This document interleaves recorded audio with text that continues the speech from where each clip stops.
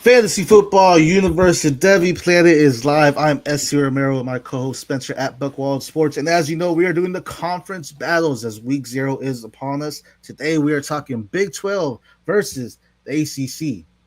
Welcome to the Devy Planet.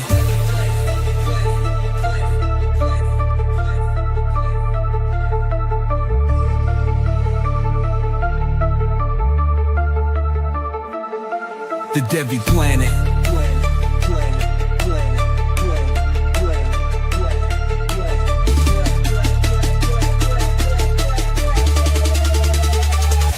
The Devy Planet.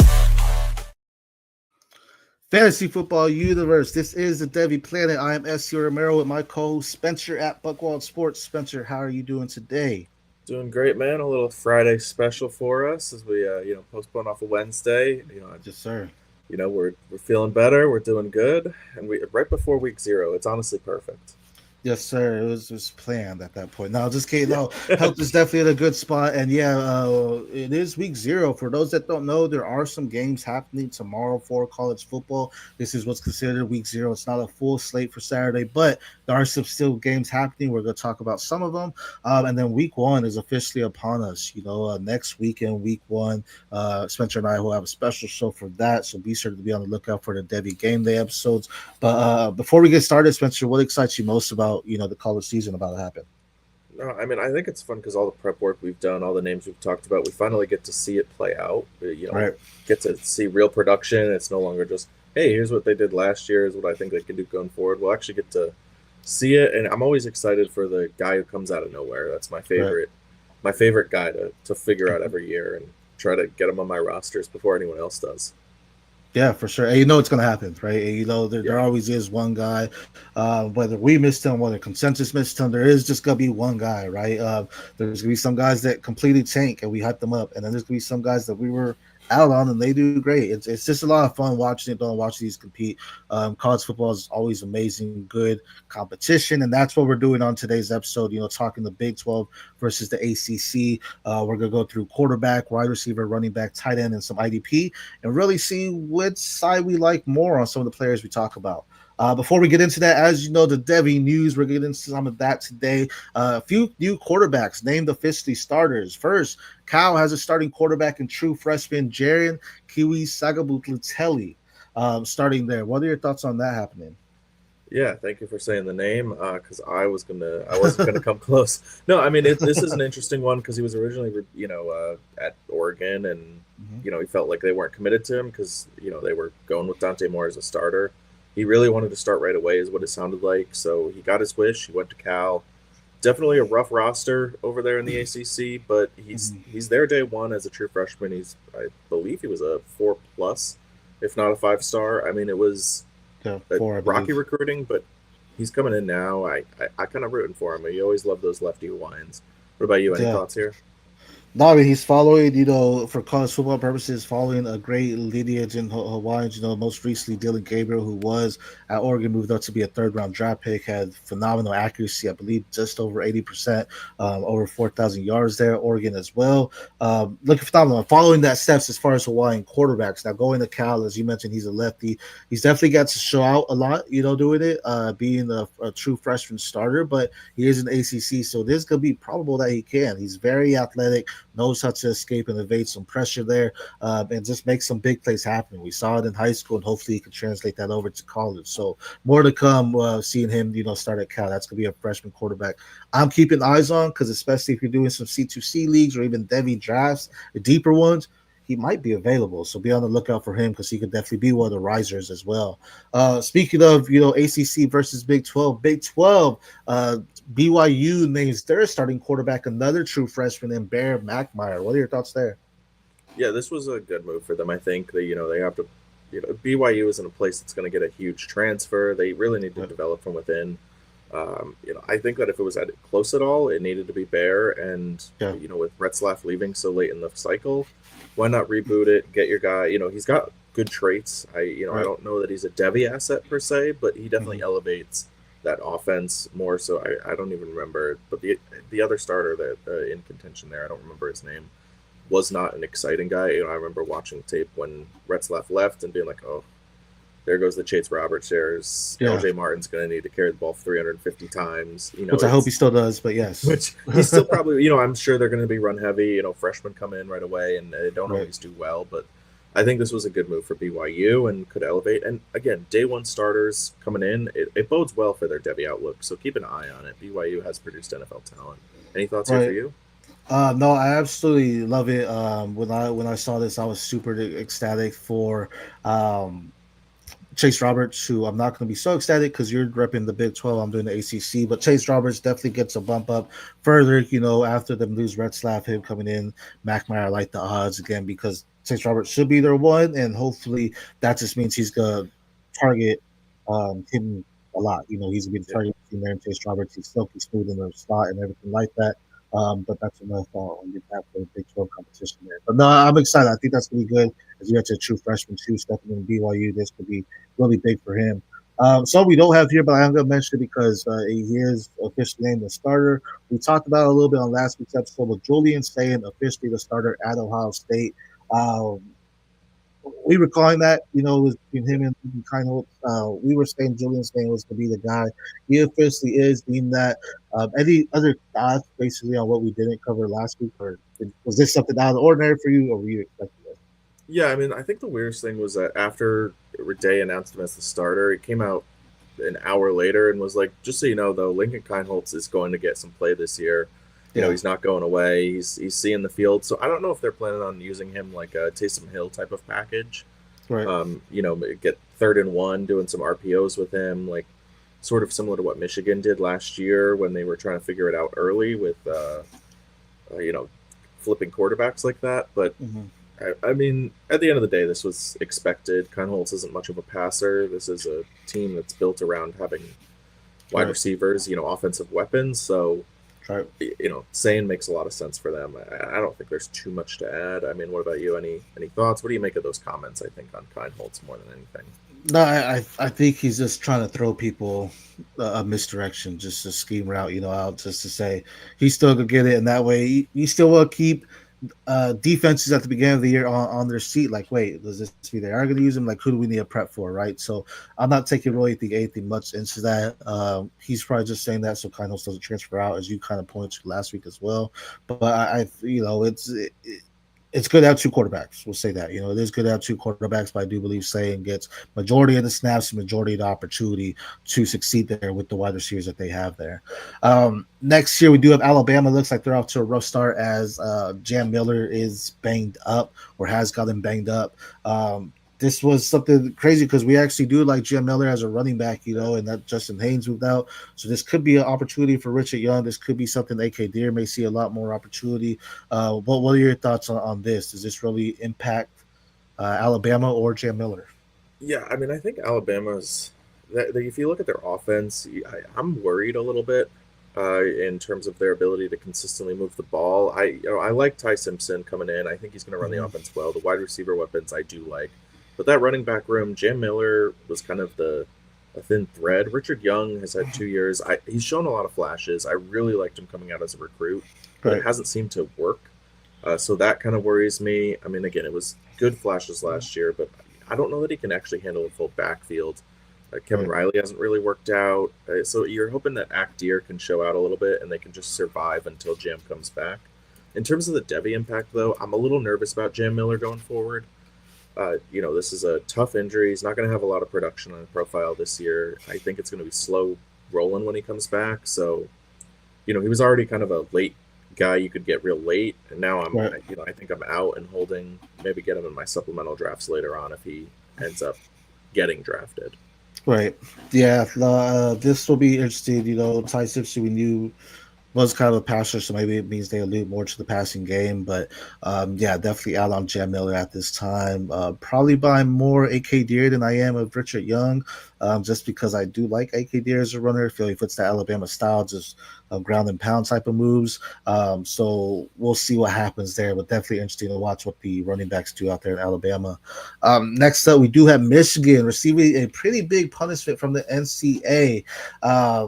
so what they have, it was financial penalty, $50,000, plus 10% of their football programs commission. It looks like or programs budget, football program budget. Postseason revenue, Michigan will forego all anticipated postseason competition revenue sharing for 2025 and 2026 football season. A scholarship related fine, any additional fine equivalent to 10% of the cost of a scholarship awarded in football program for the 2025-2026 academic year. Probation, 4 years of probation for the university. Recruiting penalties, 25% reduction in official visits for 2025-2026 football season. A 14-week prohibition on recruiting communications during the probation period.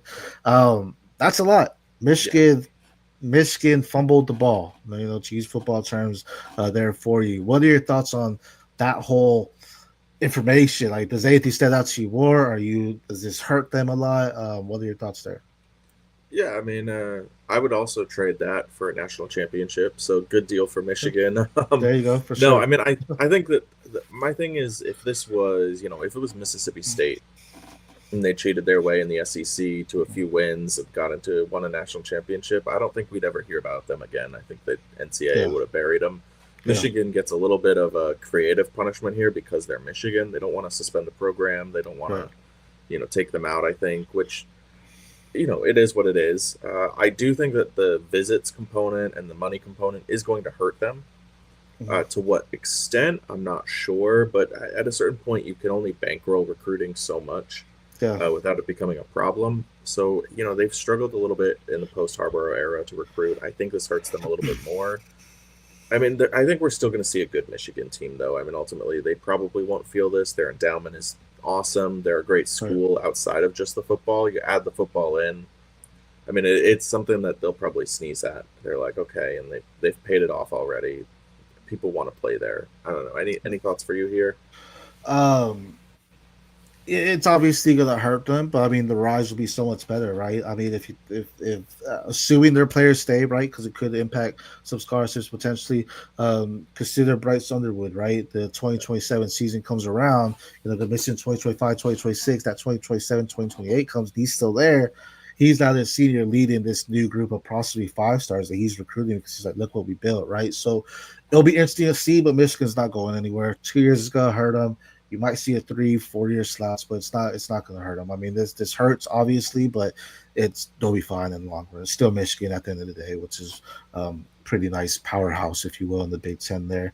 Shout out Tracy jumping in on X, and then Amir coming out. Shout out Amir always hopping in as well. Heel 2 for Alabama. We were talking about the Alabama running backs. Now Clemson. First Clemson, now Liberty. The Marquise Henderson dismissed from Clemson earlier, now not enrolling at Liberty either. So this is what you had on the dock. What are your thoughts here? Is this red flags for you? Yeah, he was a pretty high recruit coming in, so you've probably had him on your radar for your Devy drafts, your C2C supplementals. He was, I think, the 11th ranked prospect in the class. So he enrolled at Clemson originally, and then I think he got into a fight on the field, and they were like, no way. So he was dismissed from the program. He was going to, so he's like, all right, I'll go to Liberty. And now he's made the decision not to enroll there either. So I don't really know what he's doing. He's in limbo right now. He has no team. So this was more just if you're finishing up your supplemental drafts, or if you did take him, drop and move on, because it seems like he's just, he's got his brain all scrambled. He's a complete knucklehead, just if you're already ruining your career before it even starts, those things don't tend to get better. So I thought it was worth noting, but not too much time to spend on it. No, 100%. I mean, these are pre-red flags, and sometimes if you notice he does go to a team, you hope, and it's like, all right, I'll pay attention, see what happens. But at this point in the stage, he's not on the team. You just gotta let him go and see what happens moving forward on there. It's not like an injury where they come back or whatever. It's like he's not doing what he needs to do to stay on the team, So there's definitely some red flags there. Speaking of someone that's not going to be on the team, Texas Tech running back who we're both, pretty high on, especially for an episode like this. Quinn Joyner goes down, might be out for the season there. I can't remember if they made that official. He's out for the season. But, we could have Jacoby Williams come in, Cameron Dickey. Just a big-time injury. We were both excited seeing him come from USC to Texas Tech. Big-time injury, seeing him go down. Any thoughts on that? No, I mean it's a bummer. Now we got to wait another year. It's just kind of been his story, his whole career is maybe Mhm. next year, maybe next year, maybe next year. Um, so with Joyner, it was like I think that I still am in at a low cost. I think he's going to come in. He should still have this backfield next year. The ACL is a lot Yeah, easier to come back from than it has been, but yeah, I mean, it definitely hurts him, and the trajectory has been almost, it's been a down arrow really in terms of on-field output for 3 straight years. right. So there was a lot of hope that he could take over that role. Obviously, now it's done. I am interested in Jacoby Williams. He's, smaller, but he's explosive. We don't have him. Spoiler alert, he's not in my top 5 for running backs for Big 12. But I do think he could quickly rise up into that range as maybe like a gadget guy. But overall, definitely a big, Texas Tech probably isn't competing too much this year, Yeah. unfortunately. They were relying a lot on him, I think. What Well, about you? hopefully they pass it more to Caleb Douglas. I have a lot of shares of Caleb Douglas. And is it Hudson there? I think Michael Yeah, Hudson's there as well. yeah, Hudson's still there. And So I think Wegman is their quarterback. no, So, Wegman's at or Houston. no, Wegman's at It's Morton. Houston. Morton, yeah. Brett Morton.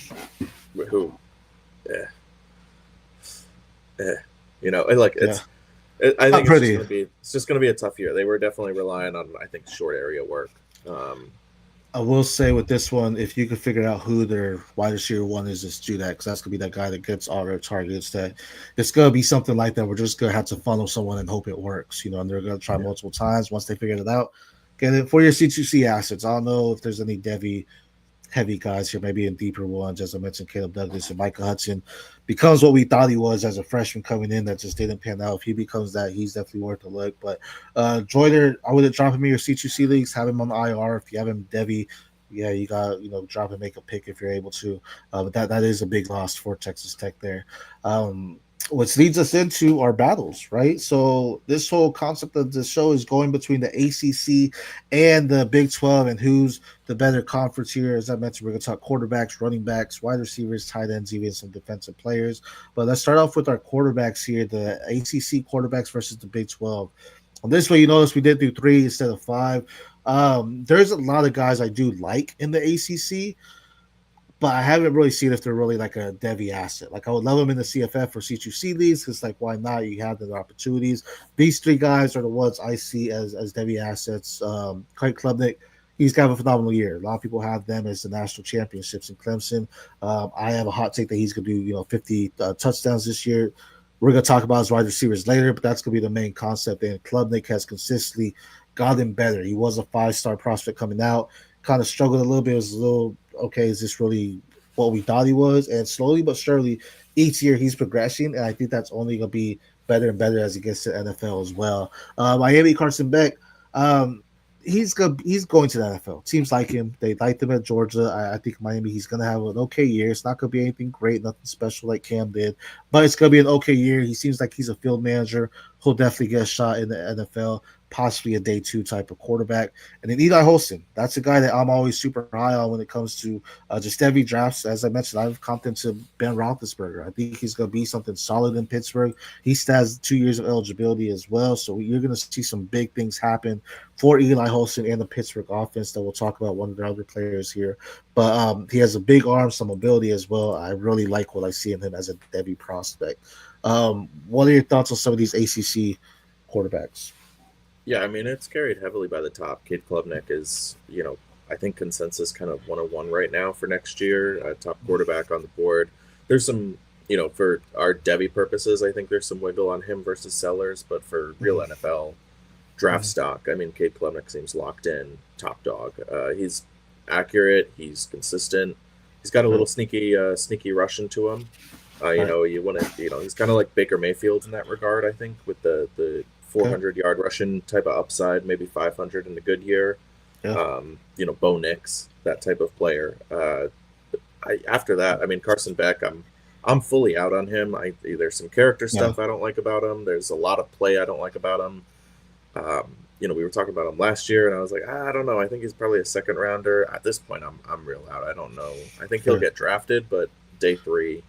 Holstein, I do like the upside with Holstein, but he's got a lot to prove. That second half collapse, he needs to show whether it was injury or if he Right. got figured out. Because he had a lightning hot start and then just whoop, went away. Yeah. No, for So, sure. but he's got a little I wouldn't say he's got rushing ability, but he's kind of like a sturdy guy. He can get you a good quarterback sneak and Right. get going. But the arm strength is really what he carries. So it's a good group, but Cade Klubnik is clearly like buoying it up. I think for the ACC. No, 100%. For Carson Beck's purposes, I'm not necessarily in on him either, but I've seen rumors NFL scouts do like him. Maybe this was just last year because they were at Georgia, but I do think that's why you consider him a Devy asset again. He'll get drafted. Just as like your guys, the Big 12, these three guys that you're going to talk about here, all have the potential of getting drafted as well and do have some upside as well. So talk about your Big 12 quarterbacks. Yeah, no, I do like the Big 12 here. So we start off hot with Sam Levitt. He Mm-hmm. was a top player last year. I mean, 18th on PFF overall. After transferring from Michigan State, he kind of found his footing pretty quickly. It was a 61.4% completion. He had 2,820 yards, 24 touchdowns to 6 interceptions. He added 500 on the ground with 5 other touchdowns. Mm-hmm. I think the thing with him is he just has some cleaning up to do. He really struggled under pressure. He held the ball a long time when he was under pressure, running around trying to find a guy. It was the gap of when he was a clean pocket, 2.41 time to throw. That's perfect. That's right in Yeah. the range you want. When under pressure, it was 4.27. I mean, that's way too high. Yeah, So, for sure. but he really elevated his game. I like his deep ball. He's accurate. Doesn't have the strongest arm, but he can make things work. Then Sawyer Yeah. Robertson, he's a bigger dude, 6'4", kind of your prototypical uh, quarterback look. Big high upside at Baylor. Last year, 3,000 yards, 28-8 touchdown, 61.7% completion. He was quick to throw. It was also his first time as a full-time starter. He had some good Yeah. run with Baylor the year before, but nothing substantial, like not statistically significant. It wasn't Right. really starter. So also another solid rusher, 335 yards rushing, 4 touchdowns. Not really his game, but he can do Yeah. it. Yeah, for And sure. Rocco Beck, I do like Rocco. I think he's definitely a day 3 guy to me, but I think he gets drafted. People have praised his, how smart he is, um, but he's no slouch. And he's playing tomorrow, so we'll get to see him Yeah. right off the bat. But 3,500 passing yards last year, 25-9 intercept ratio, which isn't great. 59% completion, but that's a 69.3% adjusted. He didn't do a lot in the screen game last year. It was, Right. the way that they did it, it was almost all downfield, intermediate game. And he also rushed pretty well, 380 yards, 8 touchdowns. I mean, he had one outing versus, I think it was UCF, where he had like 180 yards rushing or something, and that was a bulk of his Right. production, but he showed he's got that in his tool belt. So these guys I all like, and there's a lot of honorable mentions in the Big 12. I think it's Yeah. an interesting group. But these guys are, I think, the top of the top notch. Josh Hoover has an argument for me over Rocco. Well, let's I'll touch on them and let's talk a little bit about the guys that were missing on both sides here. But Sam Levitt definitely has some upside to him. The question will be: is it him or is it because he has a good wide receiver in Jordyn Tyson? But definitely has some athleticism to him where he'll make a team. I know there has been some possible first round hype around him. I don't know about that. I don't think he can sneak into that. At best he'll be a day second round pick, but I don't know if that happens. Probably day round 3 for me. Baylor, Sawyer Robinson, I think he has the most upside for you, in this opportunity, just because he has a big statue quarterback, again, big body, but also has a strong arm, and that's something NFL tries to favor, and that's doing some rushing upside as well. Just some opportunity for him. If we see some growth in that next step, there's going to be big steps for him, possibly moving into a late first for this time for him, potentially. Yeah. Quebec, a lot of it played on the wide receivers last year, Jaden Higgins, Jalen Morrell, doing big things for them. He does have East Carolina Chase School there now, which is a big part, kind of replacing that Jaden Higgins type of role. But as you mentioned, the arm talent is there. Smarter quarterback. So I don't know if he's going to be. He might be a good NFL quarterback as far as like a backup potentially, and gets him in, at least carries the team. But every aspect could be interesting to see him. But you brought up, one, he plays tomorrow against Avery Johnson in Kansas State there. Obviously Yeah. this Kansas State.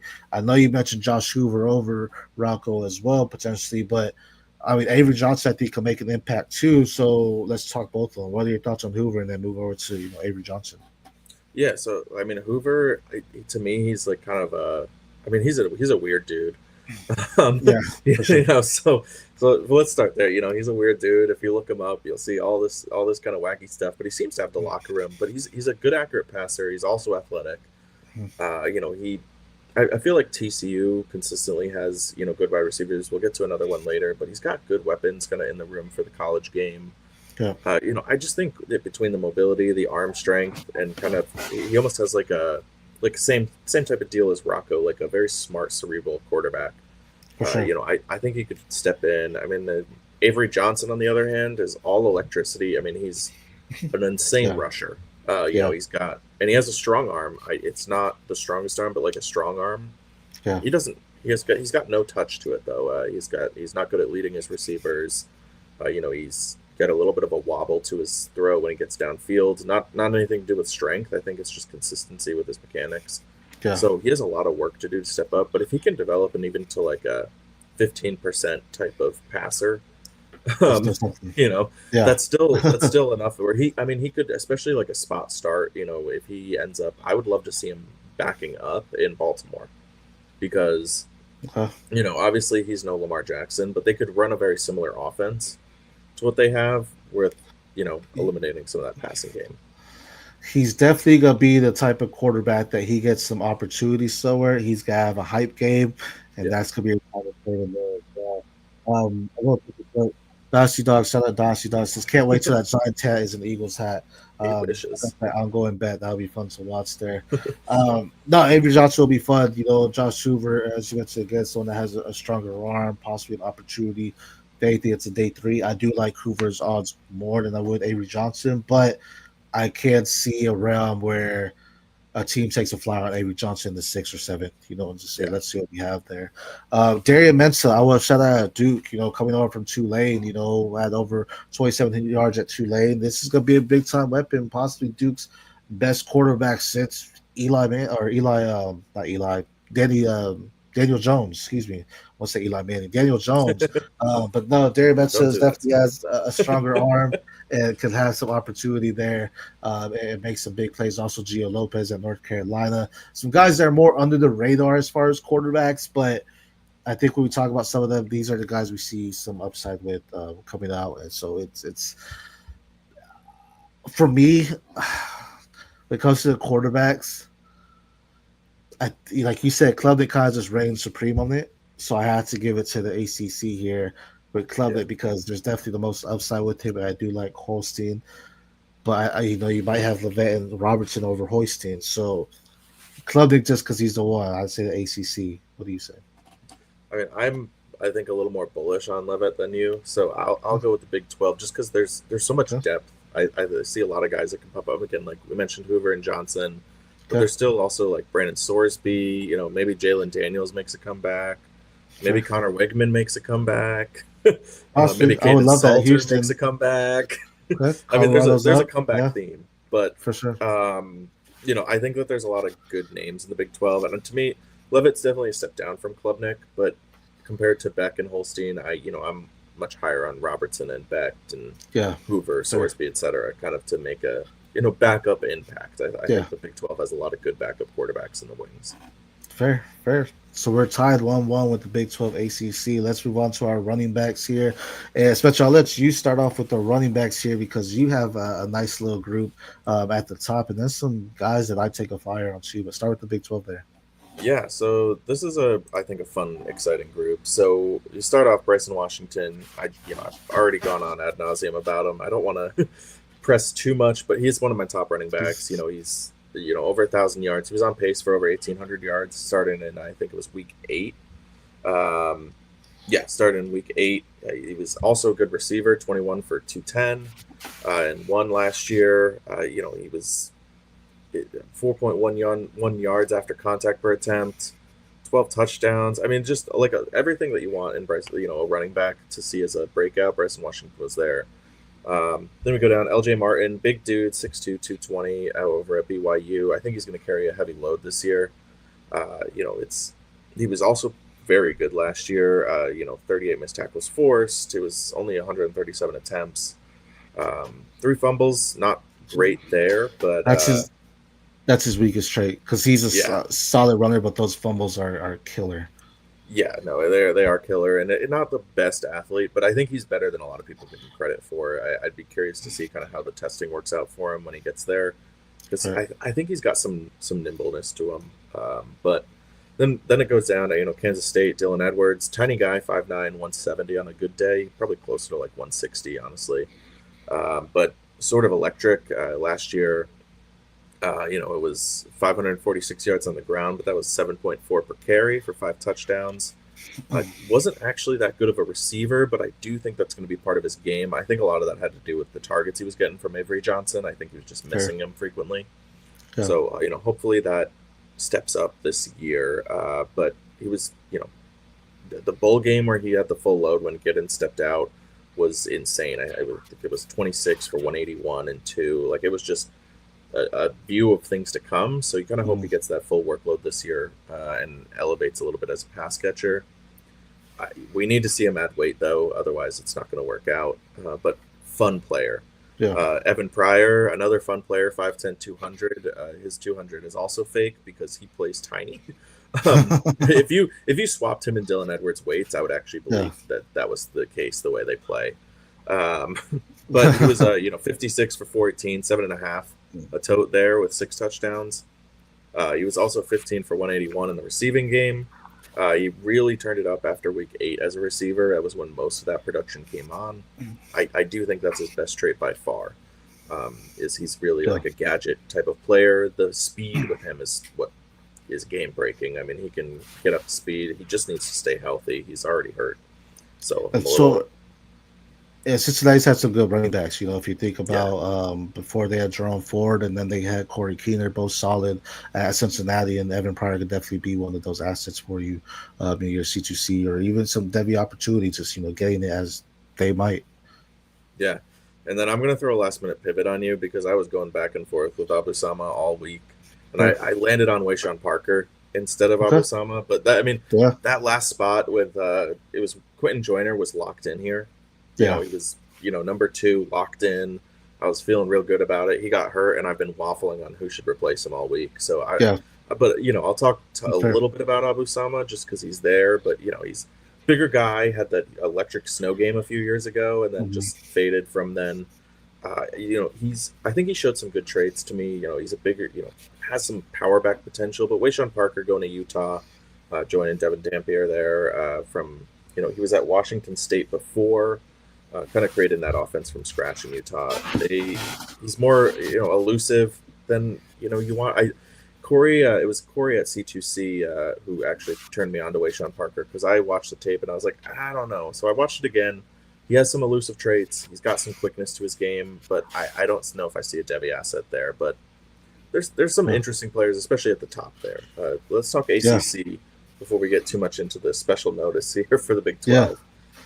Yeah, no. The ACC. Do you have any thoughts on the Big 12? I guess I should say. Sorry. Well, no, like I said, I do like LJ Martin. The fumbles are brutal for him. That's just an opportunity where if he finds a way just to hold on to the ball, he can be a very, very nice asset for you. I'm definitely taking him in the later rounds in deeper C2Cs. So we had our big one with the Devy duo. Shout out Devy Dojo, who we had that about. We're just battling Devy Planet versus Devy Dojo. There are a lot of heavy hitters in the Devy community. Joined that league, and so I was able to take him later on because I do think there is opportunity there. Bryson Washington, he's going to be a big reason why Baylor has success. You also brought in the quarterback. Baylor might be at the top of the Big 12 right now just because they have some explosiveness and there's a wide receiver as well.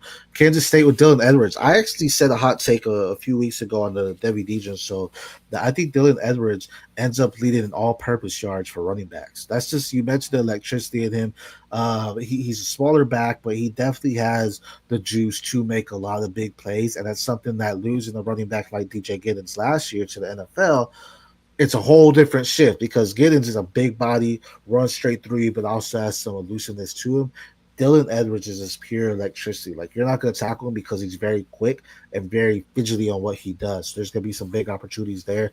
Evan Pryor, as you mentioned, he had some opportunity in the pass catching game, but also I think he's just going to be a solid runner. Dylan Edwards a little bit bigger than Edwards there, but it becomes something where he's just going to be quick and fast as well and can make some big plays. Hit those home runs. I do like Abu Sama. I think Abu Sama is a good back. Is he the starting RB for Iowa State? We don't know. I like him as a prospect and what he could bring to teams. I feel he's just someone that teams will like that ground and pounds. Just maybe a goal line type of back. We just have some opportunity there as well. But Big 12, IBU mentioned Wayshawn Parker. There's Kaishan Brown, Arizona State. I'm dropping on the guy that who went there from Army as well. Kaishan? Oh, no, it was no, Tyson Brown's the other guy. It was Kanye Udo. Udo. I knew it was a K as well. Udo. Yeah, there you go. Udo's also a great prospect. Jaheim White, definitely 12-year more sneaky prospects, I think, a smaller back, but definitely has some wiggle in his room as well to make some big plays happen. Now, the ACC, I had two Miami guys here in Mark Fletcher and Jordyn Lyle, just because I do think they're going to get the works. Damian Martinez no longer at Miami. I'm hoping it's Mark Fletcher. Coming out of high school, I definitely liked what I saw. He's a vertical runner, has some speed to it, but also has some footwork to make defenders miss or just run through him. Jordyn Lyle is definitely the lightning to Mark Fletcher's thunder. So if they have a solid 1-2 punch last year, Mark Fletcher had just over 600 yards. Jordyn Lyle had 400 yards rushing. They have a solid 1-2 punch, and say Fletcher gets 800, 900 yards, and then Lyle goes there and gets maybe 700, 750 yards. They could be something special. And I think that's going to be why Miami has some success. We talked about Carson Beck. It's going to be because these running backs are doing something special on the field there. Pittsburgh and Desmond Reed. Now, this is a guy, if you like Darren Sproles, this is the guy you want. I'm high on Pittsburgh as in general because I do like Eli Holston, 5'8", 175. But he's never had a season under 800 yards rushing. Last season was his breakout one with 966 at Pittsburgh in his first year. And then he also had 52 receptions for 579 yards. So he definitely has some skill to him. The size is scary, so I understand not necessarily taking him because that size always – can be a little bit scary, and but he's a great wide receiver too as a running back, and that's something you want to see. There is some upside there for it. I do like that. I do think he's going to find a spot in the league. My other guy here from Georgia Tech, Jamal Haynes. I mean, people are raving about RJ Harvey, right? This past year, where RJ Harvey was just an amazing running back. Jamal Haynes, 5'9", 190. Last season, 944 yards, 28 catches, and also 166 yards on the ground, or catching the ball, excuse me. There is some juice to him as well. Georgia Tech has consistently been an electric team. Jamal Haynes is part of that electricity. I didn't even mention their quarterback in Haynes King, but Jamal Haynes has some juice to him as well.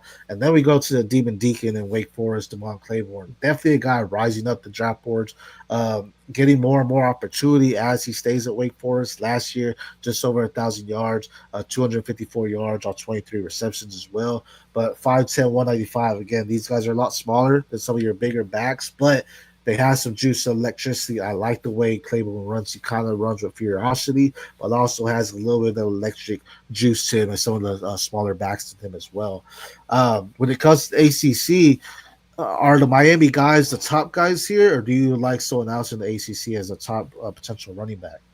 No, I mean, I think that the guy that you didn't mention would be my top guy, Isaac Brown at Louisville.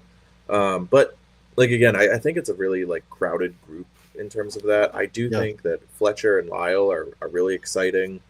Lyle especially has just this sort of elusiveness and explosion to his game that I think will translate really well to the next level. I just need to see a little bit more from him. And then Fletcher, I just need to see stay healthy for a year. That's been his biggest hurdle so far. Big guy, powers through. I think maybe power through a little less and preserve yourself.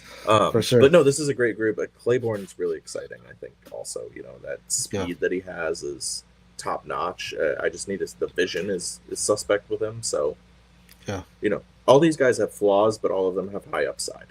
Fair. No, I mean, you mentioned Louisville, Isaac Brown, Duke Watson, both going to lead the thing there. Talk about a dual threat opportunity there.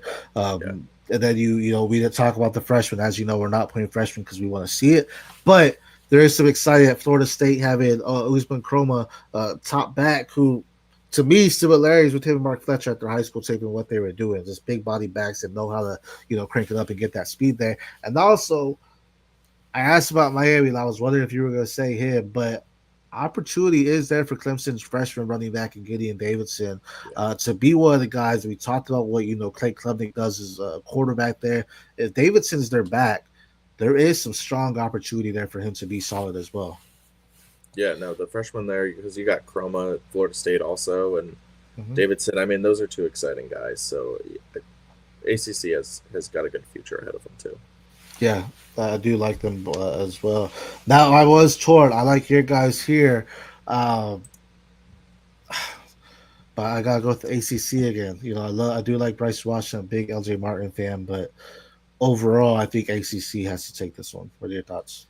Yeah, I also lean ACC. I think that before Joyner got hurt, it was more of a conversation, but that really takes the wind out of the Big 12 sails. It's a stark drop off for me after Bryson Washington. I mean, it always was going to be clear, but I mean, it's an even starker drop off where Washington can't lift this rim above all of the talent the ACC has, and the question marks are just a lot more with the Big 12 guys. Dylan Edwards versus Desmond Reed. Pretty similar players, but Desmond Reed has shown that he can catch passes and be versatile. Dylan Edwards still needs to show that that's a big part of his game. So that type of stuff, to me, ACC just takes it. Fair. No, I like it. And this is going to be a very tough one, though, as we move in. Right now, we have ACC 3-1. Let's go into the ACC Big 12 wide receivers. So, we talked a lot about the Clemson wide receivers already, and Antonio Williams, Brian Westcott, TJ Moore. Solid group of wide receivers. I think I'll automatically win with that. But we're going to talk about the SC State and Noah Rogers. He has CJ Bailey out there at quarterback. Noah Rogers was a former commit to Ohio State and transfer to NC State. This year, I think, will be the breakout for him. I do like the way he plays. He's a bigger, stronger type of wide receiver that has some nice moves to him as well, what he could do. And this season might be the season we see him over 1,000 yards. Florida State, another transfer, Deuce Robinson, coming from USC, now in Florida. Really, I don't know if there's competition out of Florida at this time. So he could definitely be their wide receiver one. He's a big one. Maybe he's a wide receiver that should be a tight end, but either way, Deuce Robinson is a big-time threat for them, and I think that's a huge opportunity, a huge weapon for Florida State. Any thoughts on any of those guys? I mean, again, we could talk about the wide receivers at Clemson, but we know they're great. No, I mean, that's – yeah, I mean, you can't talk enough that 1-2-3 punch they have there for Klubnik is top-notch. And there is a pretty, deep drop off to Noah Rogers and Deuce Robinson, but I mean those guys are still talented as all heck. Noah Rogers has a good chance to shine this year at NC State. All the news out of camp is that CJ Bailey looks, taller, refreshed, sharper, stronger, like everything that you want to see. And he was solid as a freshman, true freshman starting last year. And now he's coming in. He's got the room to himself. He knows he's leading from day one, and Rogers has been his guy since last year. So, you kind of love that. And there's a tight end they have too that we'll get to, but I do think Rogers leads it. And then Deuce Robinson, he's been drawing rave reviews. I think FSU found a gem here. He's a little bit of a tweener with that size, but FSU's found a way to use these tall guys in the past before. You had Keon Coleman there, who they used as a slot guy. Not that he's huge, but they also had what was his name, Johnny Wilson. Johnny Wilson, yeah.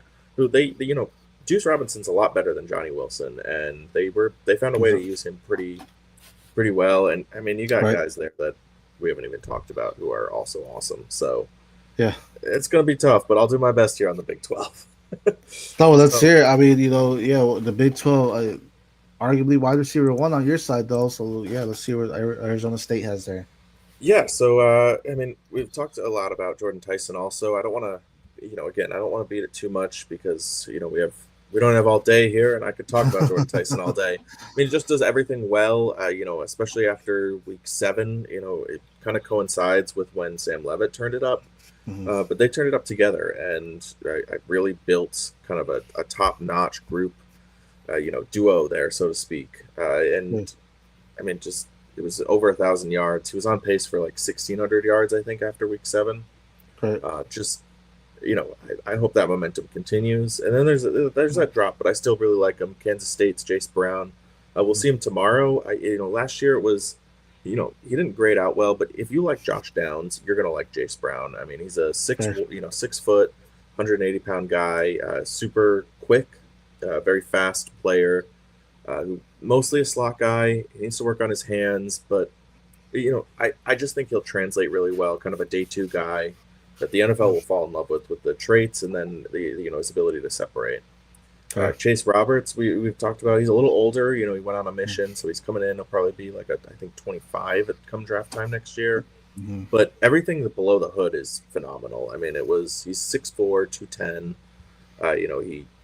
He's kind of versatile. He can go in and out. Only 3 drops last year. 14 of 18 on contested catches.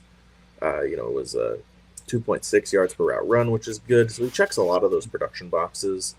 And he's just strong and savvy. He's not athletic. He's probably like a, 10th percentile athlete when it's all said and done. But he knows the position. He's crafty. Josh Cameron, kind of the polar opposite of that. He's, strong, athletic. He's what, 6'2", 230. Kind of built like Deebo Samuel. Plays a little bit like him too. A lot of short and intermediate work. Really good kick returner. Yeah. Really good kick returner. He's got some work to do in terms of his hands, but strong after the catch. He doesn't drop the ball a lot, just, getting open and holding on to some of those contested catches he needs to work on. And then the last guy, Eric McAllister, I think is the highest upside of anyone besides Jordyn Tyson we've mentioned. Really limited work, 6'3", 205. But 39 for 762 last year and 5 touchdowns. That's 19 a reception. Didn't come at the cost of his reception percentage, though, as he was 67.2, 4 out of 10 on contested catches. 8.9 per reception after the catch. Just super solid athlete. TCU always seems to have these guys who are, lighted up on the screen, ridiculous athletes. But I think he's a good wide receiver, too, and I think he's got a lot of upside. Transfer from Boise. Last year was his first year at TCU. Going into year 4 now, I think he's going to blow up this year. So if you're not watching, Eric McAllister is a guy I would definitely keep my name on. But that said, I'm not sure we have the ACC. Any thoughts on these Big 12 guys? Man, I mean, you talk about upside. I think some of your guys have the upside. Like, you're right. There is a bigger drop from Tyson to Jace Brown, right? There is a huge drop. And there's a big drop from Clemson to the other teams there, right? And what they're doing. So it's hard to gauge because Clemson wide receivers, I know they're 3 different, but essentially they're like 1 because they're on that same team there. And it's like they're running it, right? Because there are other guys, we could bring up, and Josiah Trader, who might be banged up, at Miami. We can talk about Eric Rivers at Georgia Tech as well, who's another guy that has some electric juice to him as well.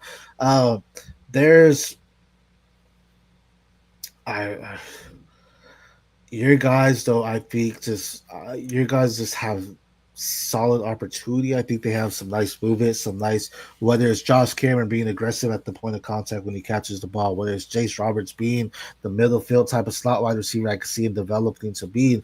Jace Brown, a solid route runner where Jordyn Tyson isn't there. I think it is clear that it could be Jace Brown as the one. Then Eric McAllister, as you mentioned, just an all-around type of wide receiver that could make big plays happen for your team, whether it be in the middle of the field or the outside.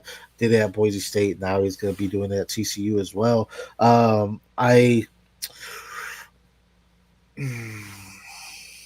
do you say? You say ACC?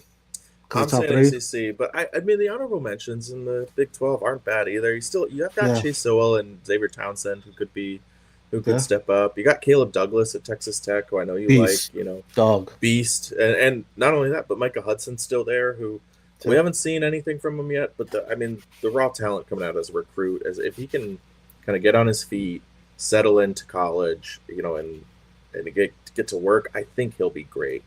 He just, he really struggled with his mental health, last year. So, no shade to him. We got to see it on the field.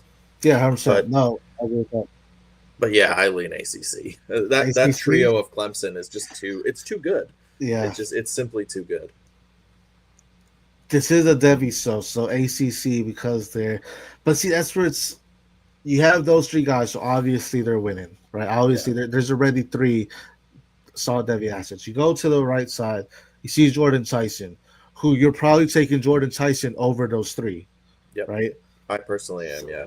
So now it comes down to, all right, are you taking Jace Brown, Chase Roberts, Josh Cameron over Noah Rogers? I might take Jace Brown over Noah, but then Noah over Chase. But then I think I take Jace, Josh, and Eric over Deuce.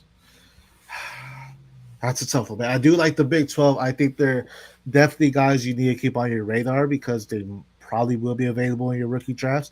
So you want to keep those on. But yeah, we'll say ACC, man. But I think your guys have a lot of upside. I think there is strong opportunity for all of them. Yeah, it's closer than I thought going in, kind of talking myself through it. But yeah, I can't disagree.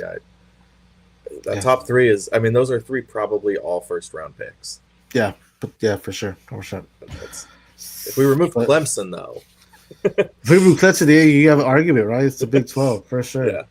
We just remove their whole team and just don't talk about it. No, but we'll move on to our tight ends here. So right now, Big 12 or ACC is up 5-1, so they need a clean sweep to win something here. So we're gonna go tight ends here. ACC has NC State Justin Jolly, who we talk about first round. I mean, if there's a tight end that could get that potential, it could be Justin Jolly. Solid, great tight end, knows how to block down the middle or do the good run blocking. Also has some solid versatility in his hands. RJ Maryland. I've been on RJ Maryland for a long time. SMU wide receiver.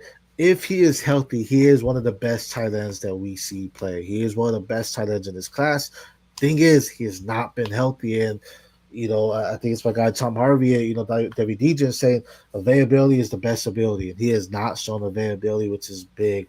Miami Elijah Laughlin gonna be taking over for Elijah Oreo potentially, so that's gonna be big for him. But there's possibly some upside, especially with Beck playing with some former tight ends at Georgia. We might see a lot more targets to Elijah Laughlin, who kind of has an open wide receiver room that he's building against as well. I do like the tight ends here. I think, you go Maryland and Lofton, though. Maryland banged up. Lofton gained this opportunity. It's kind of hard with the ACC. What are your thoughts on them? And then what are your Big 12 guys? Yeah, I mean, I think this is a pretty weak group, actually, for the ACC. I do like Jolly and Maryland, especially in C2Cs. Maryland he's struggling with that health, though. He's coming, he's had trouble coming back, is what it sounds like. Doing a little digging before the show. Like that, that knee is having trouble getting right when he tore his ACL. Yeah. And Jolly, I do like, but he's kind of a tweener in size, so yeah. I don't know that he has the requisite size to make an impact in the NFL in terms of tight end. Like he's sort of stuck. Fair. And then I'm kind of out on Elijah Lofton. There's a lot of hype building up, but he's another one who's a tweener in size, a very athletic guy, but he's almost, he's not strong enough to block. He's not fast enough to, separate regularly. Like, I think he'll be a very good college-wide tight end, but I'm not sure I see, like, an NFL Devy impact from him. If I'm playing in college fantasy, I love him because he's going to get a bunch of targets this year. Yeah. But you can do that at the college level. NFL level, he needs to add, like, 30 pounds and not lose athleticism, and I don't know that he's going to be able to do it. Fair. But Big 12 has some interesting names, I think. Yeah, so this is where I think the Big 12 has a much more clear advantage. Because we start with, I put Michael Trigg top because I'm still a believer. I'm a sucker for my super athletic guys. He's another one. He's had a lot of trouble staying healthy, but he's got a good opportunity at Baylor. He's flashed in his times when he's healthy, but he's an elite, top end athlete. I don't really see him going away as a top end athlete. Like that is never going to stop. So when you're looking for tight ends, the NFL is going to like that. He's got some character questions too, I believe, but on a whole, I'm a believer still. And then Joe Royer has a lot more believers, really soft hands, kind of requisite size over at Cincinnati, probably their top-ish weapon there. So he'll see a lot of work as well. Not the best blocker, but again, soft hands. I think he'll slot into that like 4th, 5th round of the NFL draft. If he's more athletic than I'm giving him credit for, like if he tests like 4.65 to 4.7 and has some burst metrics, I could see him climbing up into the 3rd. And then Houston's Tanner Koziel is transferring from Ball State. He was really productive. Now he's at Houston.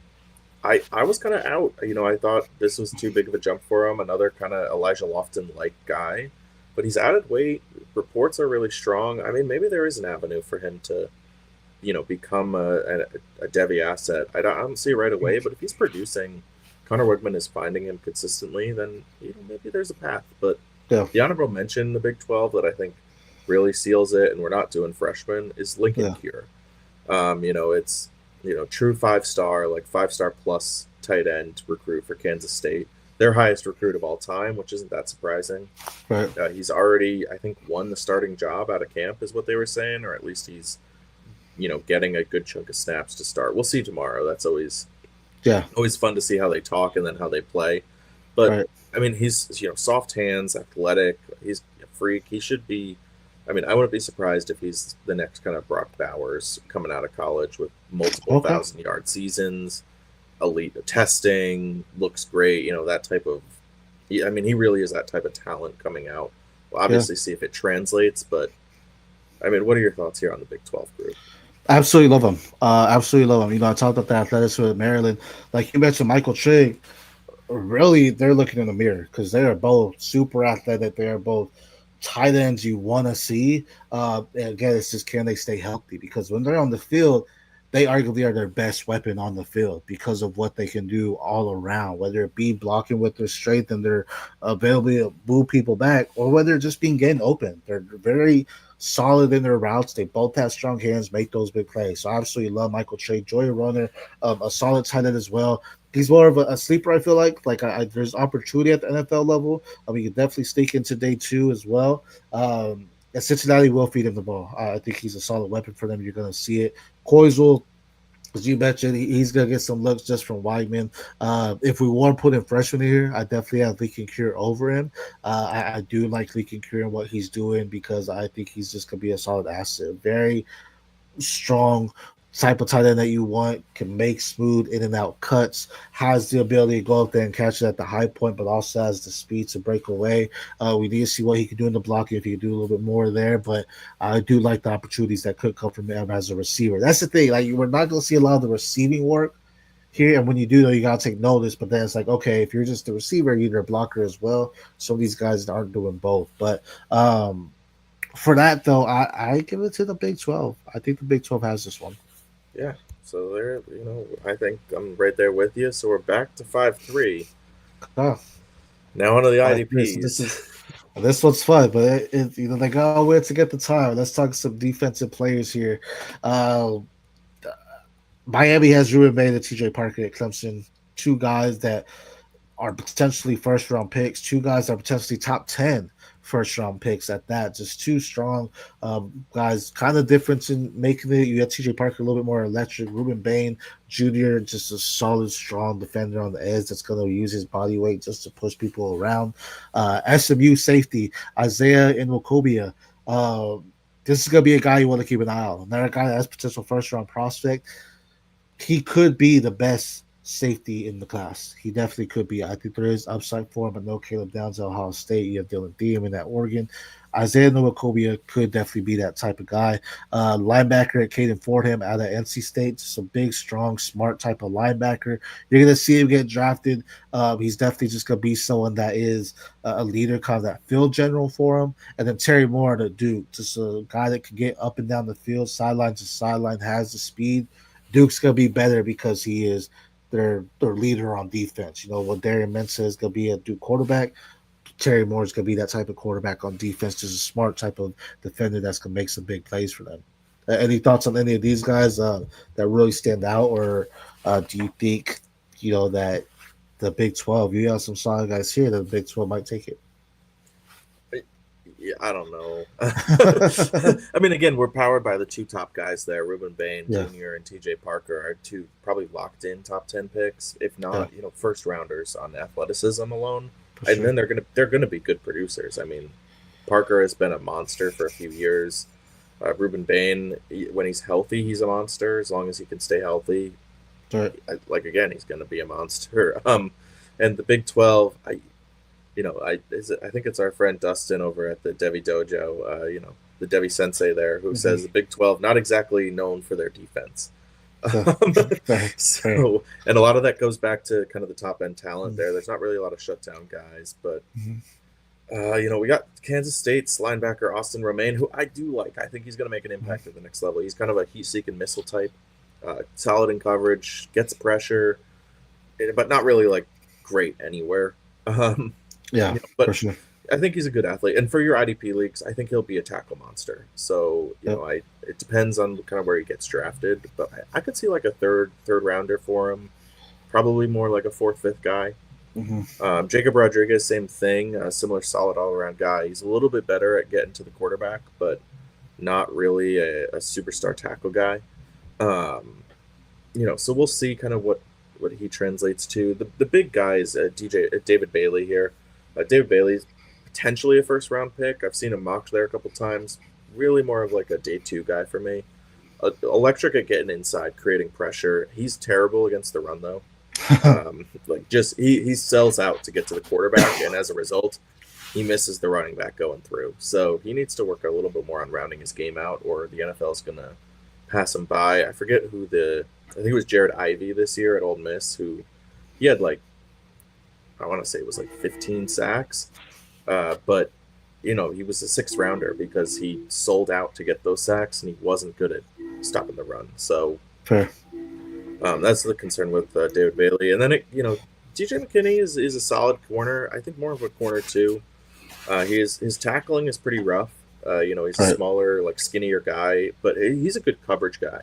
So I could Right. see him kind of slotting in maybe the kind of the outside covering the Y, and being a corner too for every team. And he won't be shut down, but he'll elevate a defense. And then Jeremiah Cooper is a solid coverage guy also, and he was really great at the start of the year, but faded heavily towards the end of the year. He was getting blown up a little bit more. I don't know if he got exposed or if there was an injury that he didn't report, or whatever happened though. He needs to be a little more consistent. Another terrible tackle guy, by the way. He misses tackles like he's allergic to them. So there's traits here. I think all these guys get drafted, but compared to the ACC, man, I don't know that there's a superstar here, and there are two superstars on your side. Any thoughts on the Big No. 12? Big 12 has some guys that will be drafted. ACC definitely just has them. They'll be drafted higher.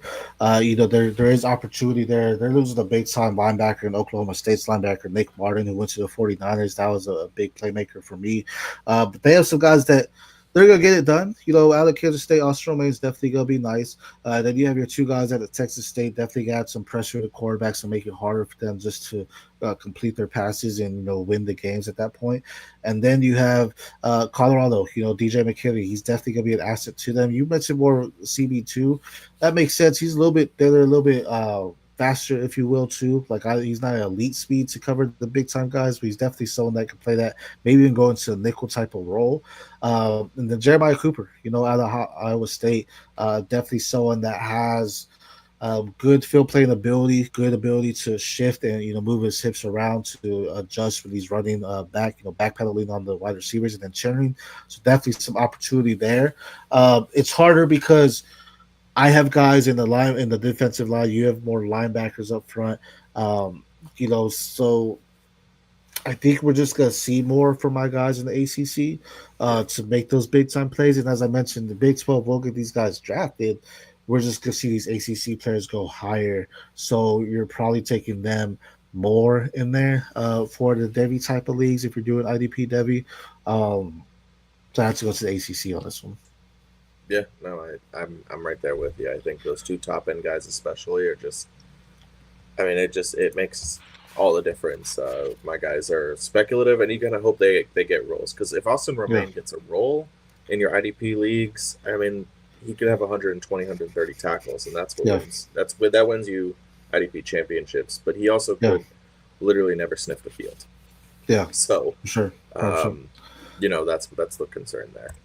That makes it harder for my guys as the top end defensive guys because they'll be great NFL players, but is it going to translate to IDP if they're not getting the sacks you need to, right? So the IDP is always hard, because these guys all can make it to NFL, but then when it comes to defense, are they the guys that actually make that impact on defense that wins you those as well? So with that said, in the conference battles of the Big 12 versus the ACC.